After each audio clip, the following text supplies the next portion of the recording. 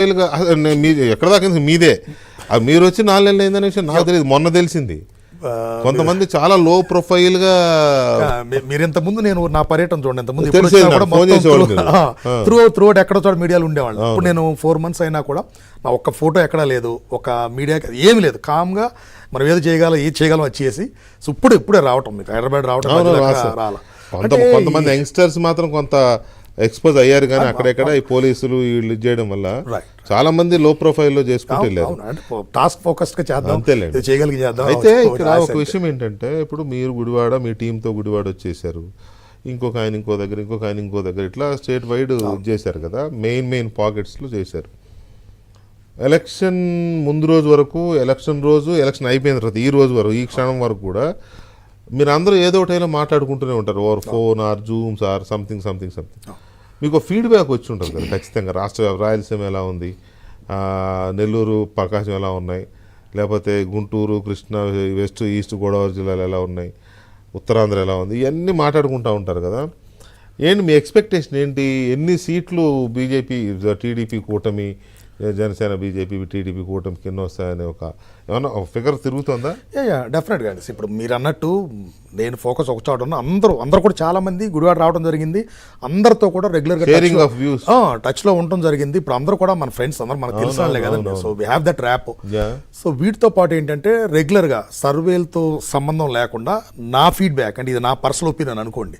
So ఓవరాల్గా అందరితో మాట్లాడింది ఒకటి, నా అసెస్మెంట్ ప్రకారం అరౌండ్ 110 to 120. ఇది నేను నెల క్రితం చెప్పా, ఎలక్షన్స్ అయిన తర్వాత చెప్తున్నా. నేను ఎక్కడ నా figure minimum line 110 to around 120 అనేది ఇది అంజయ్ చౌదరి లాగా నా పర్సనల్ ఒపీనియన్. అదేనండి, అవును, మినిమం 110 to 120 అది నేను చెప్పింది.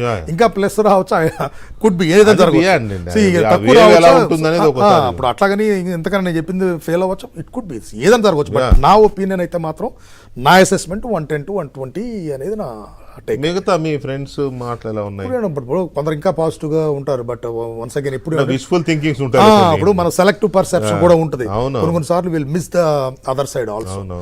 బట్ ఓవరాల్ గా అన్ని బేరీజ్ వేసుకుని నా assessment this is my take and 110 నుంచి 120 మధ్యలో ఉండే అవకాశం మీ ప్రాక్టికల్ అసెస్మెంట్. అంతే నా అసెస్మెంట్.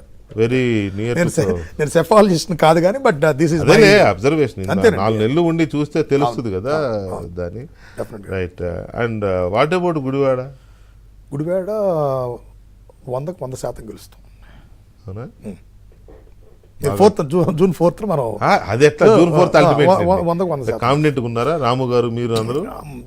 100% గెలుస్తాం. ఎంత మెజారిటీ ఎంత ఎక్స్పెక్ట్ చేస్తుంది? ఈ మెజారిటీల గురించి మన అంటే అది స్పెక్యులేషన్. మీరు కాకపోయినా రాము గారి నోట్ అంటే ఎంతో ఉంటది కదా, 10,000 రాము ఆల్వేస్ పాజిటివ్ గా ఉంటాడు కనుక తను ఉన్నా రాము నా ఒపీనియన్ డిఫరెంట్ అవ్వచ్చు కదా మెజారిటీ విషయంలో. అరౌండ్ 10 to 20 మధ్య ఉంటుంది అనేది ఇది. అలాగని ఇది నా ఒపీనియన్. గెలిచినట్టే. కాకపోతే ఏంటంటే కొన్ని నియోజకవర్గాల్లో ఉండే వాటికున్న ప్రయారిటీ మీద ఈ క్వశ్చన్లన్నీ వస్తూ ఉంటాయి. గన్నవరం ఉంది, వంశీ మీద వెంకటరావుకి ఎంత మెజారిటీ వస్తుంది అంటారు. అలాగే గుడివాడ ఉంది, నాని మీద ఇతనికి ఎంత మెజారిటీ వస్తుంది రాము, కానీ ఇట్లానే రకరకాలు ఉంటాయి కొన్ని నియోజకవర్గాలు. ఇప్పుడు సపోజ్ కుప్పం ఉంది, 1,00,000 మెజారిటీతో గెలవాలని చంద్రబాబు నాయుడు గారు అక్కడ వాళ్ళకి టార్గెట్ పెట్టారు.